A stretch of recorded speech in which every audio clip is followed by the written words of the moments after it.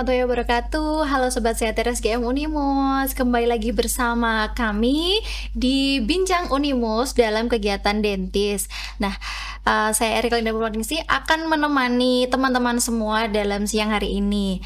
Oke, kali ini kita kedatangan narasumber yang sangat luar biasa. Perkenalkan, di depan saya ini ada Dr. Gigi Ayuda, spesialis perio. Halo. Selamat datang, dokter. Iya, Mbak Erika. Iya, terima kasih ya dok ya sudah berkunjung, sudah berkenan hadir dalam acara siang hari ini. Dokter, bagaimana keadaannya dok? Sehat? Alhamdulillah sehat, Mbak Erika. Terima kasih dokter. Iya.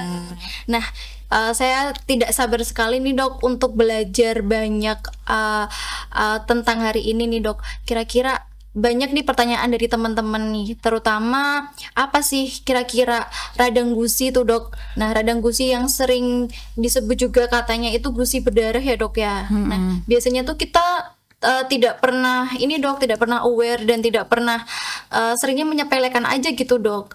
Nah, kita akan membahas itu semua dari teman-teman, jadi monggo dok boleh dijelaskan ya dok ya. Baik, terima kasih Mbak Erika, senang sekali bisa bergabung di Bincang Unimus pada hari ini. Jadi untuk radang gusi sendiri, atau kita sebut kalau bahasa saya adalah gingivitis, artinya peradangan pada gusi, itu adalah merupakan suatu kondisi yang sering sekali kita temui. Tapi sayangnya adalah tidak semua orang menyadari bahwa mereka mempunyai kondisi peradangan pada gusinya seperti itu. Jadi peradangan pada gusi atau gingivitis ini adalah suatu kondisi yang ditandai dengan adanya gusi yang berwarna lebih merah atau kemerahan dari biasanya. Kemudian dia agak lunak ketika disentuh dengan jari, atau bahkan berdarah ketika kita makan atau ketika sedang menyikat gigi, atau bahkan terkadang kita tidak sedang ngapa-ngapain pun dia agak keluar sendiri darahnya seperti itu. Oke, jadi ciri-ciri gusi sehat itu gimana sih dok? Bukannya gusi itu memang warnanya itu merah gitu aja ya dok ya, tapi bedanya dengan radang gusi tersebut apa ya dok ya kira-kira ya dok?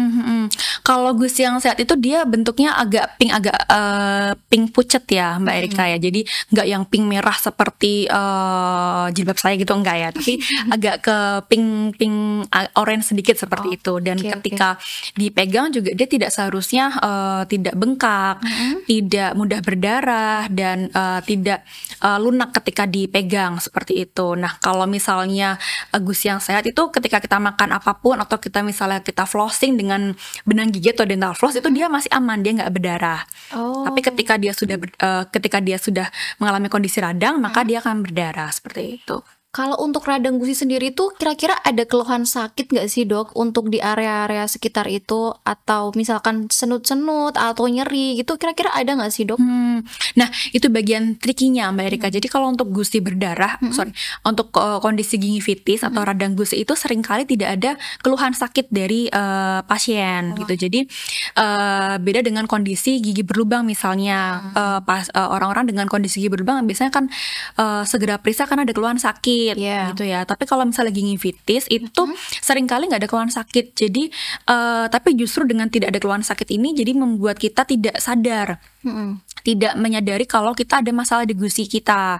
Nah, dengan tidak menyadari ada masalah, kita abai dan hingga akhirnya baru sadar atau baru mengetahui ada yang salah ketika masalahnya sudah berlanjut menjadi peradangan yang lebih dalam lagi, yang kita sebut dengan periodontitis seperti itu. Berarti si radang gusi itu bukan masalah yang sepele juga ya dok ya? Memang sering kita temui dalam sehari-hari sih dok. Biasanya itu apa itu terkena sikat gigi, atau kenapa terjadi langsung perdarahan kayak gitu, atau gusinya berdarah kayak gitu, berarti itu bukan hal yang sepele ya dok ya. Terus gimana nih dok caranya kita untuk mencegah itu ya dok ya, kira-kira ya dok ya? Baik, jadi kalau misalnya gingivitis itu untuk pencegahannya kita harus tahu penyebabnya dulu ya Mbak Erika ya. Jadi ketika ada kondisi gingivitis atau peradangan pada gusi itu mayoritas sebagian besar penyebabnya adalah dari bakteri dan karang gigi yang sudah menumpuk. Nah, proses penumpukan karang gigi ini kan tidak berlangsung dalam jangka waktu sehari 2 hari, jadi butuh berminggu-minggu atau bahkan berbulan-bulan. Jadi memang supaya tidak berlanjut menjadi kondisi yang lebih parah lagi, maka harus rutin untuk kontrol seperti itu. Jadi harus anjurannya adalah kontrol rutin 6 bulan sekali seperti itu. Jadi bukan tanpa tujuan, tetapi hal seperti itu untuk mencegah atau mengantisipasi kalau misalnya nanti ada karang gigi yang sudah harus dibersihkan, ada plak-plak atau bakteri yang sudah harus kita hilangkan seperti itu, sehingga tidak berlanjut menjadi kondisi yang lebih parah lagi. Begitu. Ya bener sih dok, kalau memang kita harus untuk anjurannya itu 6 bulan sekali ya dok ya. Tapi kayaknya saya dan teman-teman ini tidak 6 bulan sekali ya dok, bahkan lebih dari itu ya dok ya. Oke. Nah ada satu lagi nih dok, kira-kira radang gusi yang kita sepelekan itu akan menyebabkan apa sih dok, dalam sebahaya apa gitu dok kira-kira dalam kesehatan gigi mulut kita, berdampaknya sebagaimana gitu dok? Ya, jadi sebetulnya untuk penelitian sendiri sudah banyak yang mengaitkan antara kondisi kesehatan rongga mulut dengan kondisi kesehatan secara keseluruhan, Mbak Erika. Jadi ternyata kondisi rongga mulut itu tidak hanya berpengaruh pada rongga mulut saja, misalnya nafas menjadi agak kurang nyaman misalnya, atau menjadi gigi goyang, itu kan mungkin hanya pada lingkup rongga mulut saja. Tetapi nyatanya sudah banyak sekali penelitian yang mengkaitkan antara kondisi kesehatan gusi dengan kondisi sistemik yang lain. Misalnya dengan kondisi diabetes mellitus atau kencing manis, betul Mbak Erika. Ternyata itu sangat berpengaruh. Jadi kondisi rongga mulut yang tidak baik, artinya misalnya banyak karang giginya atau banyak bakterinya, itu nanti akan memperburuk kondisi kencing manis. Atau bisa jadi gitu ya dok? Betul, bisa jadi seperti itu, atau bahkan penyakit jantung koroner, atau misalnya dengan bahkan stroke Mbak Erika gitu. Jadi ada kaitannya yang memang itu ternyata saling berpengaruh antara satu dengan yang lain, seperti itu. Berarti itu sangat erat hubungannya ya dok ya. Ternyata walaupun dari yang tidak serius, nanti ternyata lama-kelamaan akan memperburuk keadaan atau memperburuk kesehatan kita sendiri gitu ya dok. Betul sekali Marika. Oke, jadi ini ya dok ya, kapan sih dok kita harus berkunjung atau kita harus berkonsultasi ke dokter spesialis periodonsi, kapan kita harus berkunjung ke dokter spesialis yang lainnya kayak gitu dok? Moga boleh dijelaskan ya dok ya. Baik, jadi kalau misalnya tadi sudah saya sampaikan bahwa gingivitis atau radang gusi itu adalah penyebab utamanya dari karang gigi, maka kita harus rutin untuk pembersihan karang gigi. Nah sebetulnya untuk ke dokter gigi umum sendiri masih bisa dilakukan untuk tindakan pembersihan karang gigi yang secara rutin ya Mbak Erika. Tapi ketika keluhannya itu sudah semakin jauh lagi, misalnya sampai ada gigi yang goyang atau gusi yang turun atau kondisi gusi membengkak yang tidak berkesudahan misalnya, maka di situ kita sudah memerlukan tindakan lanjutan yang lebih invasif ke dokter gigi spesialis periodonsia. Nah di situ kan nanti kita akan ada tindakan, mungkin tindakan bedah atau tindakan-tindakan lain yang memerlukan alat dan keahlian yang khusus yang memang menjadi kewenangan dari dokter gigi spesialis periodonsia, seperti itu.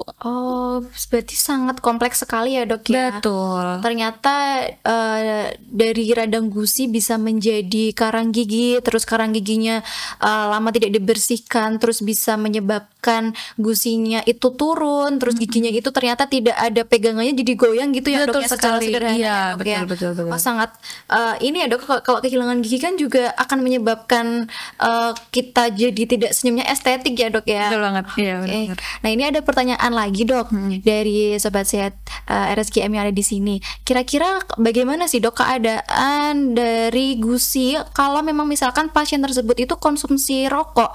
Kira-kira gusinya bagaimana gitu dok?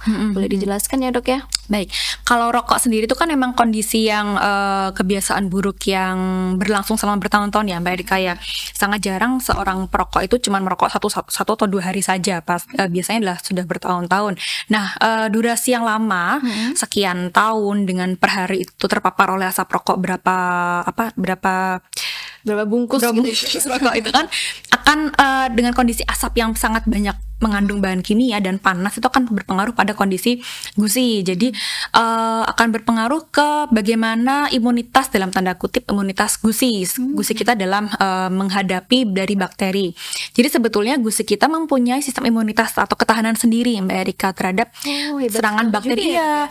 Cuman masalahnya adalah ketika itu diinterupsi oleh adanya asap rokok yang berkelanjutan, maka kemampuan itu menjadi suboptimal, menjadi kurang proper seperti itu. Nah, ketika terpapar oleh bahan yang tidak baik itu selama bertahun-tahun, maka otomatis akan ada gangguan misalnya pada proses penyembuhan gusi atau pada proses regenerasi dari jaringan gusi dan sekitarnya begitu Mbak Erika. Oke dok, berarti gusinya si perokok ini bisa kayak warnanya itu hitam gitu ya dok ya, hitam kecoklatan gitu ya dok ya. Apakah itu bisa balik lagi dok kalau ke gusi yang normal tuh kan katanya tadi kan dokter Ed bilangnya pink kemerahan gitu ya dok ya. Nah itu bisa balik lagi nggak ya dok kira-kira ya dok ya? Untuk kondisi gusi yang agak gelap kehitaman seperti itu kita sebut dengan kondisi hiperpigmentasi Mbak Erika. Jadi memang sebetulnya untuk faktornya cukup banyak. Tetapi dalam hal ini ketika seorang perokok itu memang sudah jelas mengkonsumsi atau merokok, kebiasaan buruk merokok selama bertahun-tahun, maka itu akan menjadi faktor yang berkontribusi besar pada pembentukan hiperpigmentasi gingiva tersebut. Nah, apakah bisa dikembalikan lagi? Bisa. Kalau misalnya kita mengenal dengan istilah bleaching gigi begitu ya Mbak Erika, untuk memutihkan kembali gigi, kita ada istilahnya mungkin populernya bleaching gusi begitu ya. Tapi tentu tidak kita putihkan gusinya. Pink kemerahan. Iya, betul. Kita buat glowing, kita buat kembali lagi ke warnanya cerah seperti sedia kala seperti itu. Nah, cuman itu merupakan tindakan bedah untuk proses depigmentasinya. Tetapi perlu diperhatikan bahwa ketika kita melakukan tindakan mengembalikan warna gusi seperti yang dulu, seperti yang sehat, kalau tidak diimbangi dengan menghentikan paparan dari asap rokoknya itu ya nanti akan terjadi lagi seperti itu. Berarti agak tricky juga ya dok. Iya, betul. Kalau tidak dihilangkan penyebab utamanya begitu ya dok ya, berarti ya dok ya. Ternyata bisa ya dok ya memutihkan gigi, tapi kalau ini adalah mengembalikan kembali seperti semula ya dok. Warna gusinya itu ternyata bisa ya dok ya. Bisa banget. Iya, berarti oke deh, coba. Ini adalah info yang mungkin banyak teman-teman yang nggak tahu. Nah, ini kita belajar banyak sekali dok. Terima kasih banyak dokter. Jadi kita sudah banyak belajar pada siang hari ini. Nah, kira-kira tadi itu kan ada yang namanya depigmentasi gusi, yaitu kita bisa mencerahkan gusi kembali, bisa meregenerasi gusi menjadi baik, bisa meregenerasi gusi kembali lagi seperti semula, itu tentu dengan bantuan dokter gigi spesialis periodontia ya dok ya. Nah, kita dapat menemui dokter spesialis periodontia itu di RSGM Unimus. Nah, kira-kira kapan nih dok bisa berkunjung ke dokter spesialis periodontia dok ya? Jadwalnya kapan ya dok ya? Baik sobat sehat RSGM, kalau ingin memeriksakan kondisi gusi dan sekitarnya, jaringan penyangga sekitar gigi, bisa memeriksakan ke Poliperiodontia di RSGM Unimus setiap hari Selasa, Rabu, dan Kamis pukul 15 hingga pukul 18. Gitu Mbak Erika. Nah, untuk Bapak, Ibu, atau teman-teman semua yang khususnya berada di Semarang nih, boleh banget berkunjung ke RSGM Unimus ya, karena kita punya berbagai macam pelayanan, terutama khususnya di kesehatan gigi dan mulut.